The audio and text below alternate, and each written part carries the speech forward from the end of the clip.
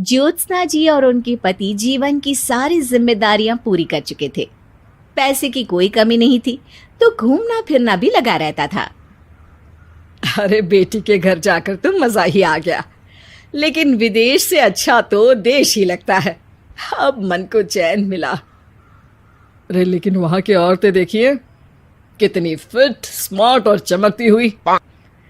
आदत से तो बाज नहीं आओगे आप। अरे मजाक कर रहा हूँ यार। अच्छा मैं जरा बाजार होकर आता हूँ। पति बाजार जाता है, जहां उसे एक अजीब सी दुकान दिखाई देती है। अरे ये क्या बात हुई? अंदर आओ 50 के, बाहर निकलो 40 के। हम आपकी 10 साल उम्र कम करते हैं। अरे ऐसा क्या करते हैं भला? जरा अंदर जाकर ही देख लेता हूँ। अंदर एक सुंदर सी लड़की खड़ी होती है। सुंदरी जी, ये क्या दुकान है? जरा जादू हम पर भी तो चला दीजिए। यस सर, आपको हमारी एग्जीक्यूटिव एक डेमो के लिए अंदर ले जाएगी। आप अंदर जाएंगी तो आप खुद ब खुद समझ जाएंगी। पति अंदर जाता है, जहां सेल्स गर्ल मिलकर पति को नकली बाल, नकली दांत, रंग बिरंगी कपड़े के साथ रंगीन चश्मा लगा देती है। देखिए, अब खुद को शीशे पे देखिए और बताइए सर। हाय दयो, ऐसे तो मैं किसी हीरो से कम नहीं लग रहा।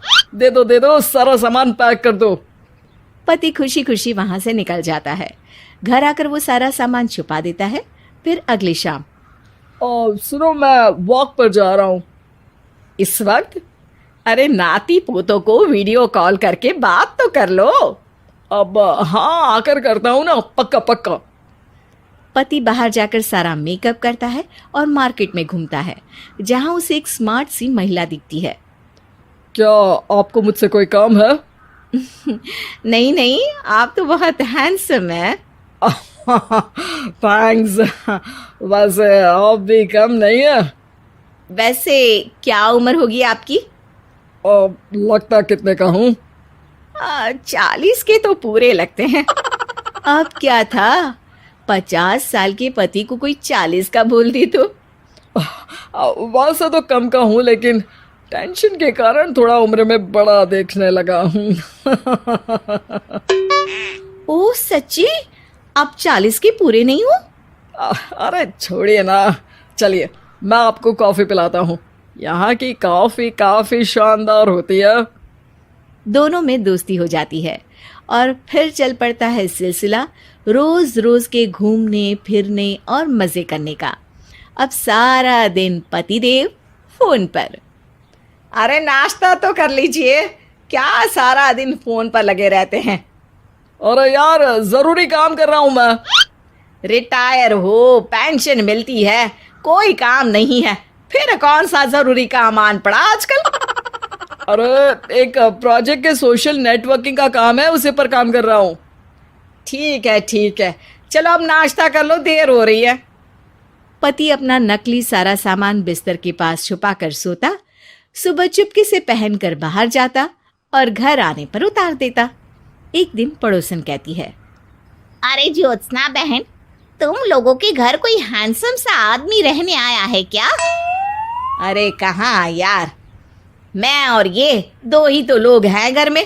हैंडसम सी शक्ल देखे तो मुझे भी जमाना हो गया है। अरे पता नहीं, वो जाता तो तुम्हारे ही घर में है, क्या पता कौन होगा। अरे तुम्हारी उम्र हो रही है ना, और भाई साहब को भी गए 5 साल हो गए, शायद इसीलिए अब सारे हैंडसम नजर आ रहे होंगे। पड़ोसन भी ज्योत्सना की बात पर मुस्कुराकर वहां से चली जाती है। एक दिन, अरे सुनो जी, बहू बेटा और पोता आ रहे हैं, कुछ दिनों के लिए वो हमारे साथ ही रहेंगे। अरे शिट यार, ये क्या है? बेटे ने तो कर ली शादी, अब क्या करने आ रहा है यहाँ पर? अरे कैसी बात कर रहे हो जी, इस उम्र में तो माता पिता तरसते हैं कि बच्चे आकर साथ रहे, लेकिन आप है कि। अरे ठीक है ना, लेकिन अब देखो सभी व्यस्त हैं अपनी जिंदगी में। ये लोग आएंगे रहेंगे, कितनी डिस्टर्ब हो जाएगी लाइफ। कैसी बात कर रहे हो? अरे जैसे बहुत हैपनिंग है ना तुम्हारी लाइफ, तो जो बच्चों के आने से डिस्टर्ब हो जाएगी। अरे दिन काटने मुश्किल होते हैं, बच्चे आ जाएंगे तो थोड़ा दिन रात पता तो चलेगा। ओफो, ठीक है, लेकिन बोल देना कि ना कोई मेरे कमरे में आए, ना मेरी लाइफ पे दखल दे कि मैं कहाँ जा रहा हूँ, क्या कर रहा हूँ, समझी? खैर, वो दिन भी आ जाता है जब बहू, बेटा और पोता उन लोगों के घर आते हैं। एक दिन, माँ जी, आज मेड नहीं आई है तो मैं आप लोगों के कमरे में झाड़ू लगा देती हूँ। अरे नहीं बहू, वो तेरे पापा को ना पसंद नहीं है कि कोई उनके कमरे में जाए। तू छोड़ ना, मैं खुद ही लगा दूंगी। सास को समझ में नहीं आता कि आखिर उसके पति ने किसी को कमरे में जाने से मना क्यों कर रखा है। खैर, वो साफ सफाई करके बाहर निकल आती है, लेकिन कहते हैं ना, बच्चा तो अबोध होता है, उसे किसी बात का क्या पता। वो खेलते खेलते दादा के बिस्तर तक पहुंच जाता है और बाहर ले आता है दादा का वो सारा सामान जो वो लगाकर घूमते थे। ज्योत्सना की नजर उस सामान पर पड़ती है। वो बच्चे से पकड़कर कमरे में लाती है और पैकेट खोलकर देखती है। हाय रे दैया, ये क्या लग रहा है कि आजकल ये प्रोजेक्ट नया मिला हुआ है। बेटे बहू के जाने के बाद ज्योत्सना सोचती है कि वो बात करेगी, लेकिन फिर अरे खुद से बात करूंगी तो मुकर जाएंगे। पता लगाना होगा कि माजरा क्या है। कुछ दिनों बाद, अरे यार, ये बच्चे लोगों के आने से लाइफ ना बड़ी डिस्टर्ब सी रही। मैं कुछ देर के लिए वॉक पर जा रहा हूँ, आराम से आऊँगा 2-4 घंटों के बाद, ठीक है? मैं क्या सोच रही हूँ कि मैं भी आपके साथ चलती हूँ। अरे थोड़ा रिलैक्स मैं भी तो हो जाऊं। हाँ, पड़ोस वाली बुढ़िया के साथ नीचे पार्क में जाकर वॉक करके आ जाओ। अच्छा जी, तुम कार से लॉन्ग ड्राइव के मजे लो और मैं पड़ोस की बुढ़िया के साथ। पति नहीं मानता और अपना पैकेट और कार लेकर निकल जाता है। रास्ते से वो उस महिला मित्र को फोन करता है।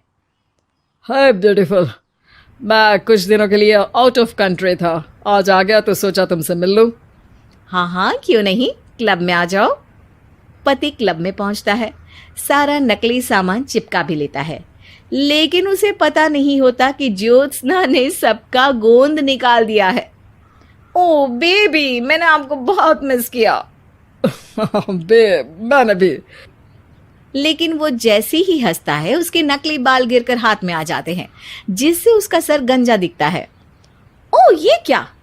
तभी उसका दांत भी हाथ में आ जाता है और ज्योत्सना के पति का सारा बुढ़ापा उसकी दोस्त के सामने आ जाता है। हे भगवान, अंकल जी, कौन है आप? कैसी बात कर रही हो अंकल? मैं तो तुम्हारा दोस्त हूँ। अरे पर हो तो अंकल ही ना। नकली दांत, नकली बाल और क्या क्या नकली है। पति को गुस्सा आ जाता है। वो महिला के बाल पकड़कर खींचता है, जिसके बाद उसका बाल भी उसके हाथ में आ जाता है और महिला के सारे पके बाल सामने आ जाते हैं। ओह, तो तुम भी उसी दुकान से हो? जाओ 50 की निकलो 40 के। हाँ, बढ़िया आई मुझे अंकल कहने वाली। लेकिन ये समझ में नहीं आ रहा कि मेरे बाल और दांत बाहर कैसे आ गए। तभी वहां ज्योत्सना आ जाती है। जी, मेरी वजह से। चलिए इन आंटी जी को नमस्ते कहिए, फिर घर चलते हैं और वहां मैं बनाऊंगी आपको 40 का।